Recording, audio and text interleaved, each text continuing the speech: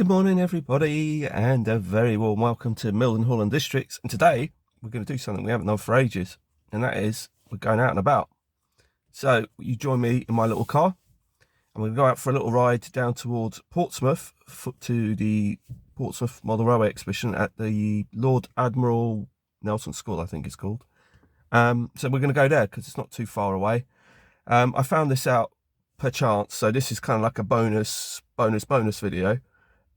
Because like I said, I wasn't really expecting to do this today or this morning, and so therefore we're just going to go over there because I found out through Kevin over at Coastal DCC that he was going to be attending this exhibition, and that this was on, and that's how I found out. So I'm going to go over there and I'm going to be seeing him, seeing the exhibitions and seeing what's going on, and then put up this video, and hopefully you guys will enjoy it. So enjoy this bonus video, and this is the first part of the bonus.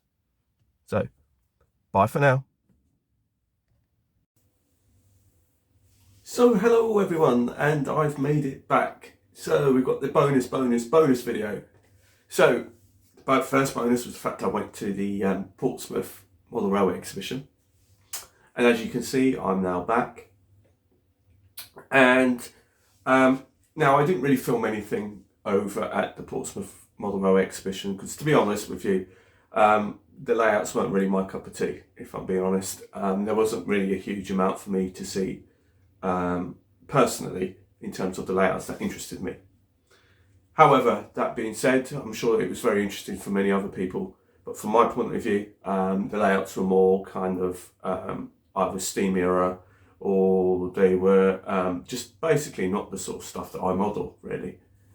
However, that being said, I did go mainly for one reason alone, and that was to see, one, it was a local model railway exhibition, so it's not a million miles away from me. It's only about 40 minutes in a car, so it was good to just go out and get it out, and also because it's my birthday weekend, so I thought I'd go out and just enjoy the day. And as it turned out, it's been a beautiful day here, and it was a beautiful drive. And I only found out the reason why you're getting this video is because I found out on Monday from Kevin over at Coastal DCC that he was going to be attending this exhibition, and that gave me an excuse to go and see him because I wanted to see him and talk to him about a few bits and pieces. And did I come away with anything? Yes, I did. And that was mainly from Kevin over at Coastal DCC. However, I am going to show you, I'm going to rewind a little bit further and give you a bit more of a glimpse of a few other bits that have turned up. So this is your extra bonus. So basically, about when I was doing the TMD, which you've all seen, and thank you so much for the kind comments and kind words that everybody has sent in. I really do appreciate everything, and everybody just having their feedback, because it does make me feel quite happy that people appreciate what I'm doing, and that they like what I'm doing. And a few people have made comments that's to say that it's really inspired them and things like that, and that's the whole point of it. If just one person sort of takes something out of it, then that's great. It doesn't matter whether it's to do with the building or not, or whether it's the way I've concealed the wiring or whatever, or where I've got the decals or whatever. There might be something for everybody. But anyway, over this last week, I actually bought something from a company called Rusty Rails, and they are on eBay. And I purchased this little access platform steps for the TMD. So I'm just going to show you that. It's really nicely printed and really nicely done. And here it is. It is in yellow. Now, just to sort of clarify, that if you were to purchase this from Rusty Rails on eBay, you do get it as a grey 3D printed resin, which I'll sort of demonstrate to you in a little while actually, because I've got another product.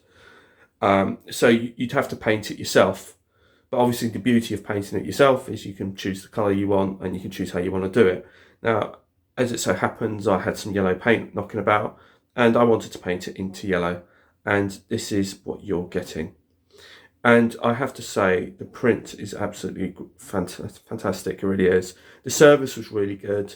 The other thing I have to say about it as well is that it came exactly like this. All you need to do is put the paint on it. That's it.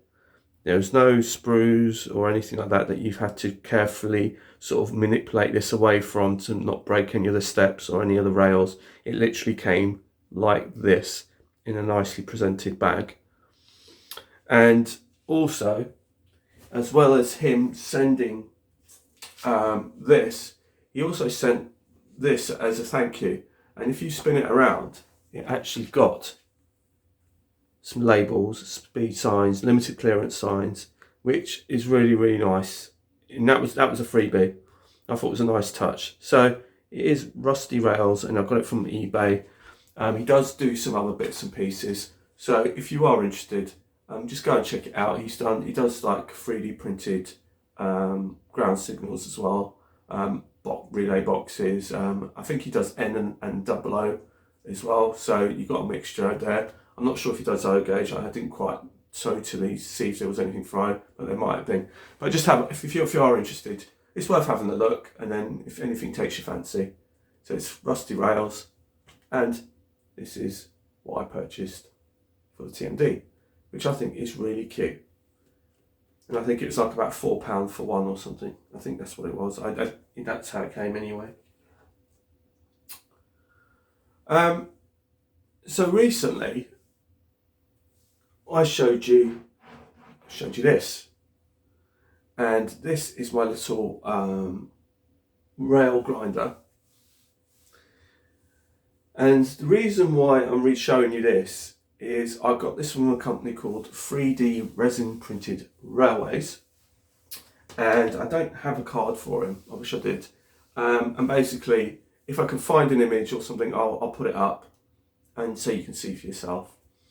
And he's on eBay. And when I went to the exhibition today in Portsmouth, he was there. And funnily enough, he had one of these on display. The difference is that the one that he had on display was literally just built. There was no decoration or painted. It was just in its 3D printed state. So I was very fortunate when I saw it that I thought to myself, well, as nice as it is, I still don't think I would have purchased it if I knew I still had to paint it up myself and do all the details and stuff like that. However, that being said, it is £100 for this kit, unpainted, in just grey 3D printed state, and it's unpowered as well. Now, the reason why I mention it once again is because whilst I was there, I spent a little bit of money with him again. And I'm quite a loyal customer, usually, that if I go to somebody that I know that will give me good customer service and they're really polite and just really helpful genuinely and just interested in what I'm saying and make you just feel like, feel good about buying their products, then I'll always go back and I'll always recommend them. And I bought this that I didn't actually realise he was going to be there today. I should have done, because he told me originally that he was from Portsmouth. So when I bought this at the Aldershot show. And what I bought from him was this. Now, before I get onto this, I'm going to have a word about Danny over at South Line, Southern Line, now Ivor Junction. When he came over and we did the trip to Alton, he kindly bought me a shed load of stuff, and it was really, really, oh gosh, it was just amazing. He bought me as well as some stickers and other bits and pieces. He also brought me a twin pack container pack, and he also got me a pack of Acura scale buffers. These are the Rawi, I don't know what you call them. I don't know, it's some weird name. Buffers from Acura scale. Now, one of them has since gone walkabout. I have no idea what's happened to it. It's around here somewhere. I don't know what happened to it. I must have put it down somewhere and I can't find it for love and money, but it will turn up when I least expect it. The other one is on the layout, but it's on the on the part of the layout. So, but that particular one broke. And I wasn't very impressed, to be honest, with the Acura scale wagons, buffers. Because I was quite excited by it and I really wanted to put them on the layout. And then when I put them on the layout, it was kind of a bit like the Hunt's couplings that Alan had given me to try. As soon as I put it in, one of the prongs snapped. So when I put this buffer stop on the rails, it wouldn't sit on the rails properly. And the bottom just wouldn't sit on the rails, and I'll explain that to you in a minute when I show you these. And in the course of trying to put it in, and also I found that, I don't know if they're meant to be like that, I don't know, to be truthful, is that I found that the bottom was narrower than the top, so it kind of came out in a bit of a V shape. And I thought you'd possibly, like the Hornby buffers, sometimes you have to give them a little bit of a squeeze to fit them in, open them up, fit them in, and then they're there. But they just snapped. And I wasn't really particularly impressed, because they're quite, as nice as they were quite expensive. If you were to buy them, that is. I was fortunate enough that Danny's kindly given me them. And so I was a bit disappointed in them. And I needed some more buffers. And I decided that I wasn't going to go to Acura scale. And I had been looking on eBay, because that's where I was originally, he is on eBay, 3D resin printed railways. But because he was at the show, and I didn't realise that, I went to his stand and I spoke to him about getting some new buffers. And they are essentially the same as the ones you get from Acura scale. The difference is that these are raw and that you'd have to paint them yourself. Now, and I'll show you in a minute what I mean with the buffers, but this is just one of them. So this cost me £4. Oops.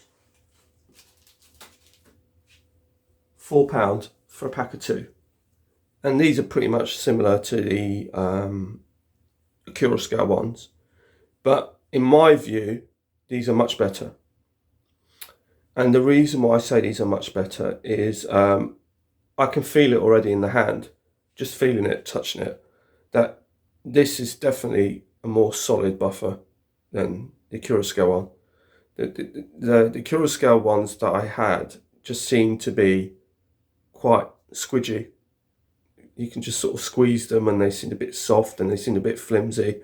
They look nice. But the thing is like I said, I tried attaching them to the rails and you just won't fit properly. And this is what the part that I'm sort of, I don't know if you can see them, but these are like sliders, and these slide on top of the rails, and these do perfectly. But the Acura scale ones didn't. They just sat on the top.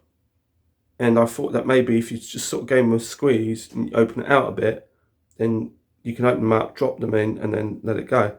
But this bar here just snapped straight away. So you could say it's possibly my fault, or maybe I shouldn't have done that and all the rest of it. But the thing being is that they didn't sit right on the rails to begin with, which is why I thought that maybe that might have been a technique, because with the Hornby ones, that's what you kind of do. So I'm just going to show you what I mean when I turn you around.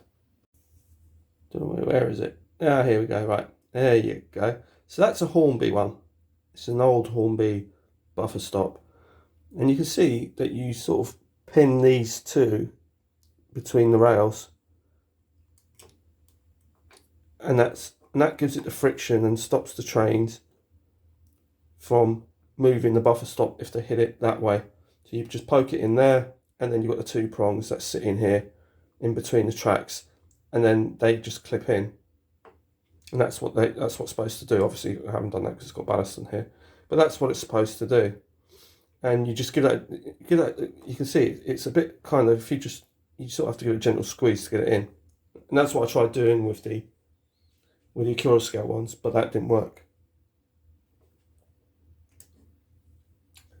So this is the 3D printed one from 3D resin printed railways. Really nice model.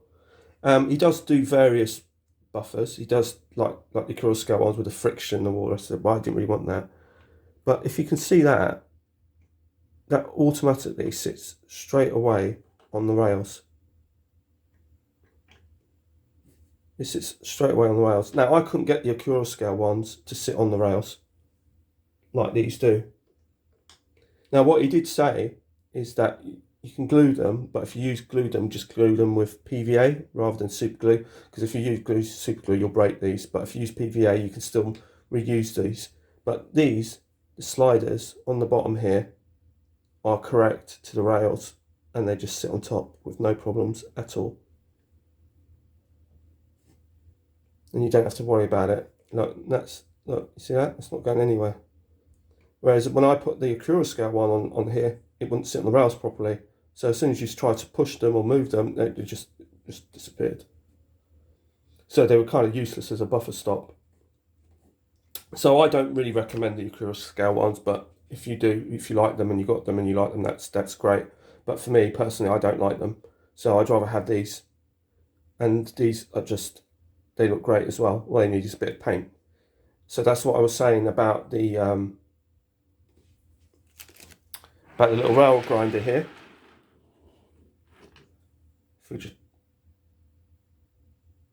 Is that if you buy a rail grinder like this as a kit, you will actually get it like this in the grey form, and then you've got to decorate it to make it look like this. So what I should say is he's a really nice guy, and I'm really pleased with the products that he sold me, so I do recommend him. And the other thing is if you do want a rail grinder,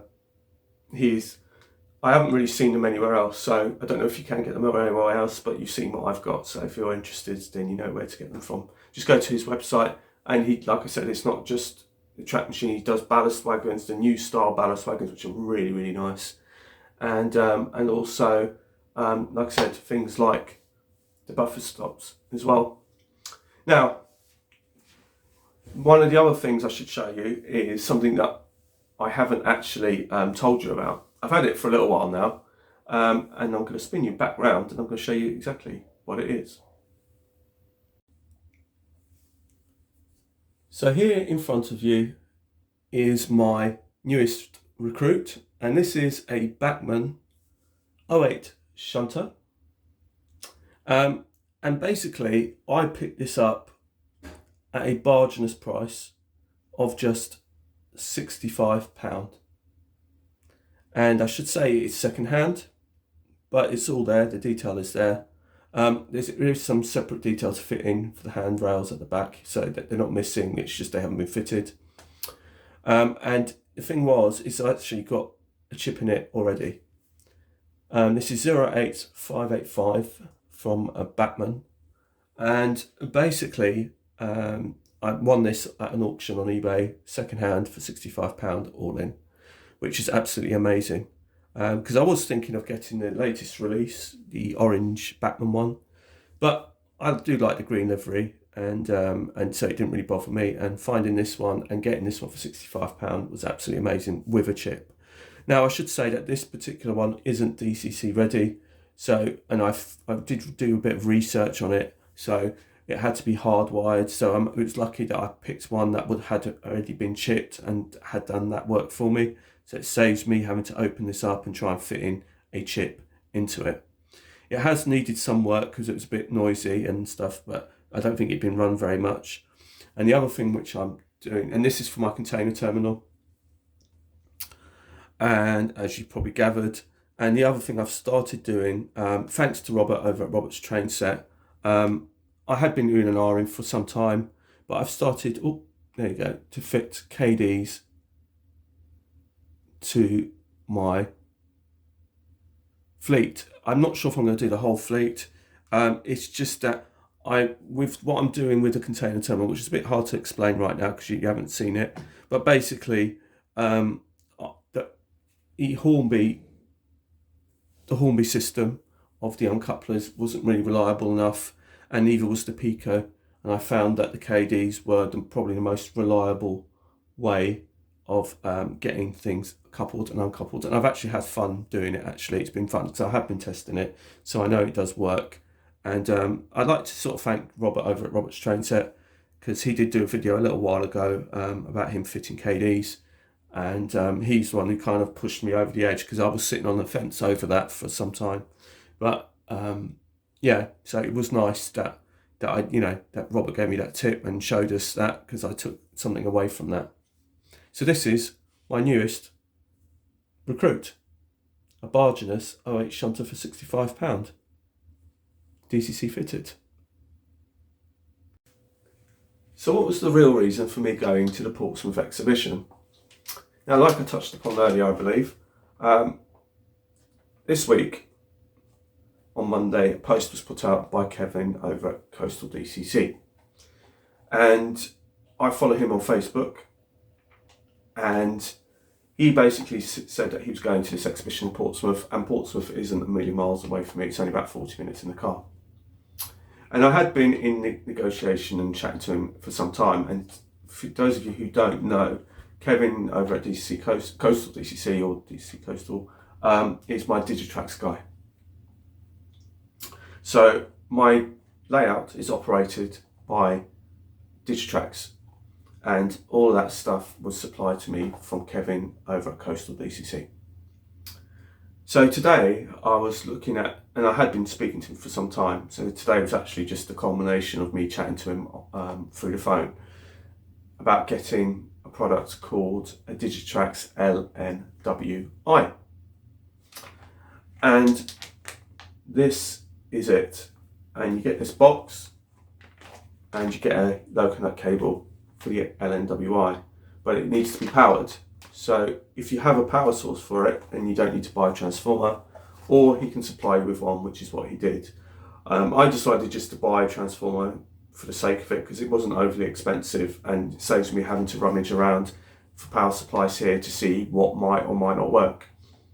And the last thing I really needed is to sort of buy this, look forward to getting it home, trying to test it, and then find that the power supplies that I have don't fit this. So it was just easy just to sort of get this, then I know that that goes hand in hand with that. And what does this do? Well, basically this enables me to make the layout Wi-Fi enabled. And that means that this layout will be able to be controlled via my phone using the JMRI engine driver app. And I've already downloaded the app, but I've got an old phone which is currently being charged at the moment, and I'm hoping to get it onto that phone and seeing how it operates on that one, because this is the camera that I'm filming from is my main phone, and ideally I'd like to keep this one free at all times and try and run the engine driver off my old phone. So at the moment I'm in the process of testing it out. Now, some of you may be asking, why do you want to make your layout Wi-Fi enabled when you've spent all that money on the Digitrax system? And that's a very good question, but the thing being is it just enhances the layout even further. What I have found, now I'm just going to put these down a minute, is that, bear with me a minute. So yes, where were we? Right, so I do have a Digitrax system, and in fact it's a new Digitrax system. It's a combination of, I bought a Digitrax system from Paul to test, and it was a second-hand one that I bought. I've since sold the majority of that system on, because I've tested it and I really liked it, so I've bought the updated version, and I've sold a lot of the older versions off. But I have kept the command station because that's needed, that's what's powering the layout. But a lot of the controllers were older in any case, so I sold a lot of them on, and I did, just give you a quick refresh, buy a DT602, and coupled with that I bought, excuse me, two little UT6s. So now you're saying, well, isn't that a bit overkill for the layout? Why do you need to have it Wi-Fi enabled and have that as well?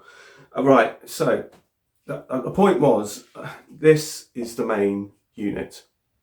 And this one is basically to not only just control the trains, but also to set them up, address them, and do all the CV settings. And you need this one to run the layout. And that's kind of like a bare minimum, really. If you just bought the control station, that's what you need. This is like a slave, where it just enables you to run the trains off the system, but you can't do any kind of programming or anything like that. This just enables you. This is literally just a handset for you to run trains. You just simply put the address in and basically press play and do all the functions. So you can't actually do any programming with this. This is what you do. Now, the whole point of this layout, and as many of you know, it runs all the way around the flat. And it also has many links. And there's also a link that runs across this door. Now, the idea and still is that I'm hoping that once I'm finally happy with this layout and it's running okay, and that I can get somebody to come over, whoever it may be, one of my friends, come over and help me with the layout.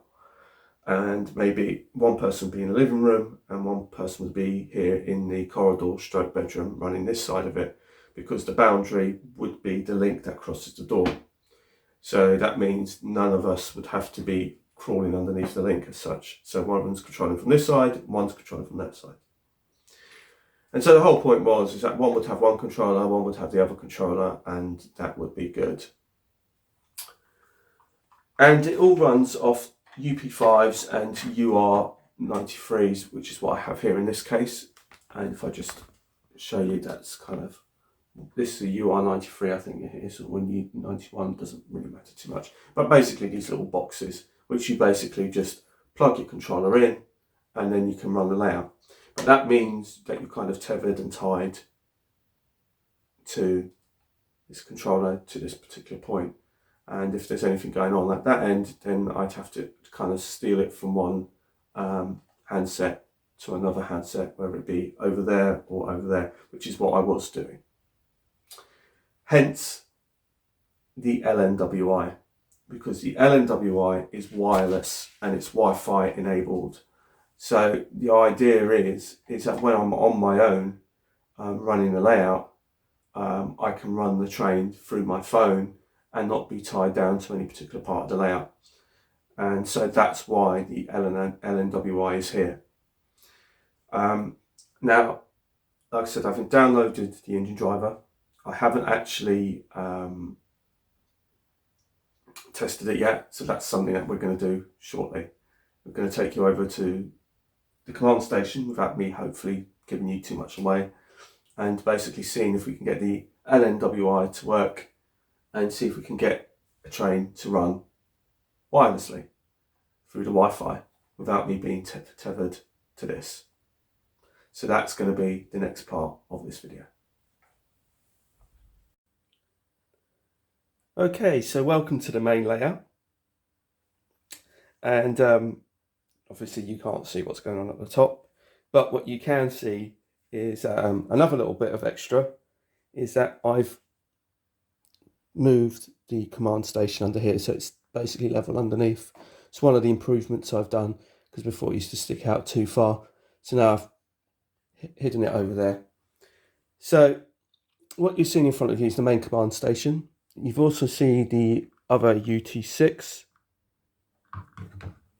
and at the bottom there by the laptop is the LNWI box. And it has literally taken me about 5 minutes to set this up. No word of a lie, it was so quick and easy. I literally just plugged it in and it kind of worked straight off the bat. So I was a bit worried. So this is the JMRI engine driver. I've got this through the App Store on Google. And basically it works in conjunction with the LNWI box, which gets the information from the command station, and then that transfers the signal to the Wi-Fi on here. So I'm super pleased, because I thought there might be quite a bit of faffing around, but it literally, it worked first time for me. It literally recognised it straight away, and it is done. So if I just spin you round, there we go. Right, okay, hang on a sec. So as you might be able to see in the far left-hand corner, see if that brings a bit more light. Oh, there you go. That's a little bit better. Let's zoom you in just ever so slightly, if we can. Oh no, we can't do that. Right, okay. So anyway, you can see the 08 shunter over there. It's still a bit on the noisy side, but it works. So, and here is my said engine driver. Now, it's a very good very good app apparently, and it's probably the best one around. And it works with a number of controllers and companies. I'm not exactly sure what the full list is, but what I do know is it does work with my Digitrack system. And I've chosen it. You can go to the preferences and you can set this up any which way you want. You can either have it as a single throttle or a double throttle or whatever. I'm just using this to control one train at a time. I'd probably max use 2 in all honesty, but it does work. So if I just go, you can either use the buttons or the slider, but then again, you can also just, like I said, customize it so that you can just have the slider, not have the buttons. But I just decided to have both, and you can see automatically straight away it's already crawling the other way. So let's just get it, go to reverse. That's the reverse. I don't know if you can see it on there. This screen is slightly cracked. This is an old phone that I have, and so you can use the slider. Like I said, look, you can see it, just push it up like that. So there you go.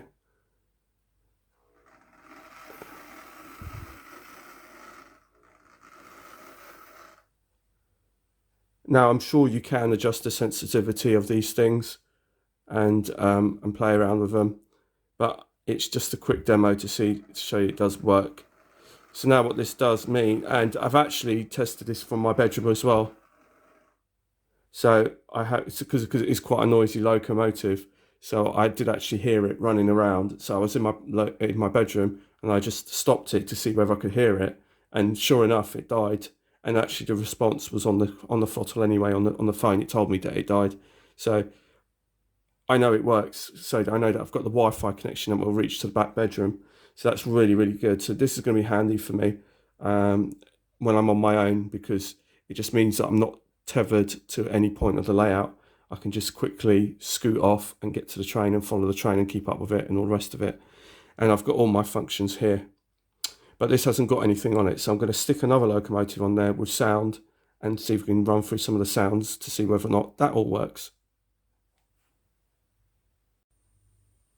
So as you can see, we have my class 66, and it's 6631. And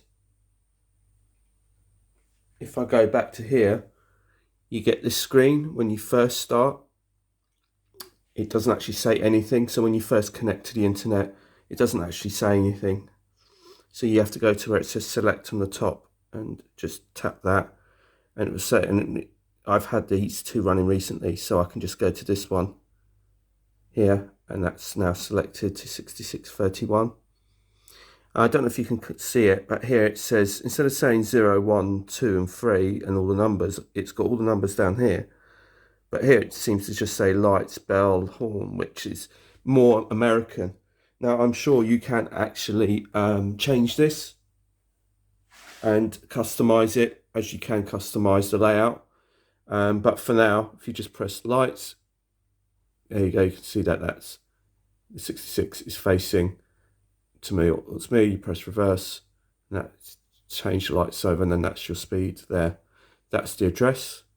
The L stands for saying it's on the long address. Where it says bell, that should really be 1. So that would be the engine start in this country. But it's, like I said, I'm sure you can customize it. 2, it says horn, like TTS horns and things, TTS chips. That would be right. But this has got a Batman ESU factory fitted, and the 2 is actually the brakes. So it's slightly different. So I'm sure you can customize it. But if I press bell, where it should be in America, it would be the bell. But in this country, number 1 starts the engine.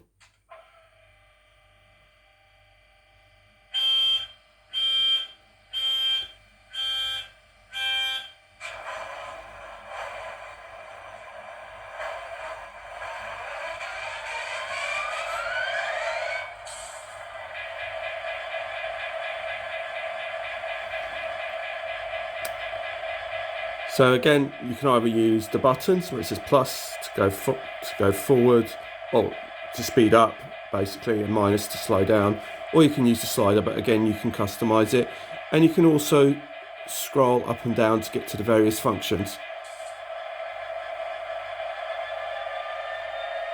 As you can hear it spooling up.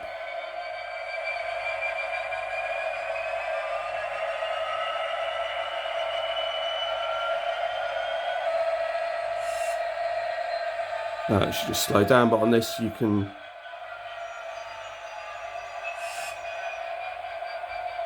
press the horn on this one, because on this one's got brakes. And then once again,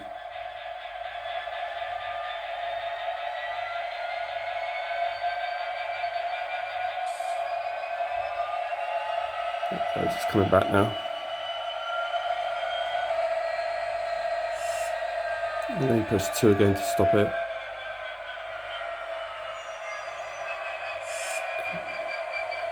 And there you go, that's just a brief little test.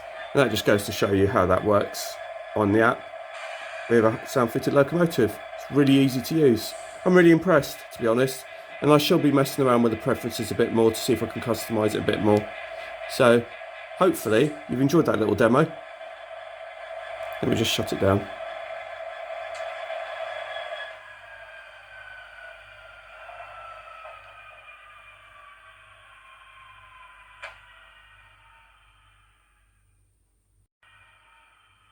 So just to quickly finish on this demo, I've managed to, as you can probably see, reset the numbers on. So now it just says lights 1 through to 28, which is what we want, because we don't use the American system. And all you just do is you go up to the top here, and then if you press that, it will come up with function defaults, and you just go into that.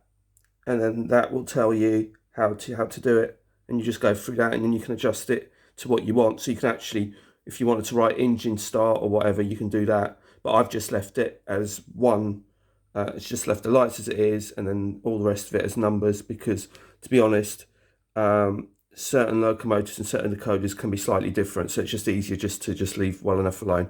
Just for me anyway. If you want to, you can label literally every single one if you want. But like I said, because some of the decoders have got different functions on different buttons, then it's just easier just to leave them as numbers. Right, so that's that.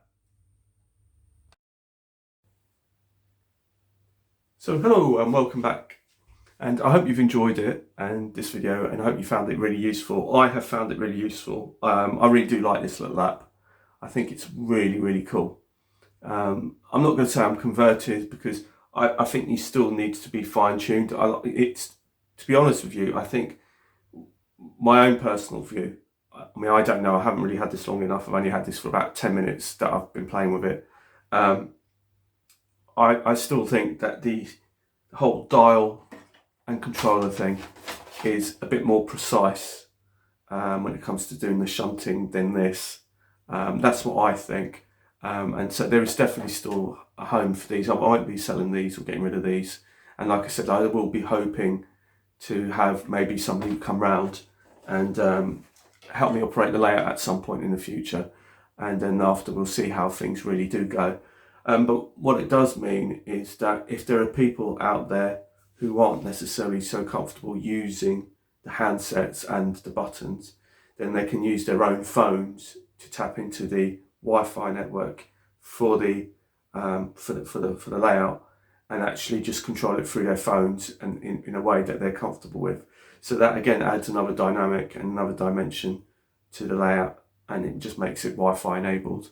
So that is so cool. I'm really pleased. So until the next time, it's goodbye from Mildenhall and Districts.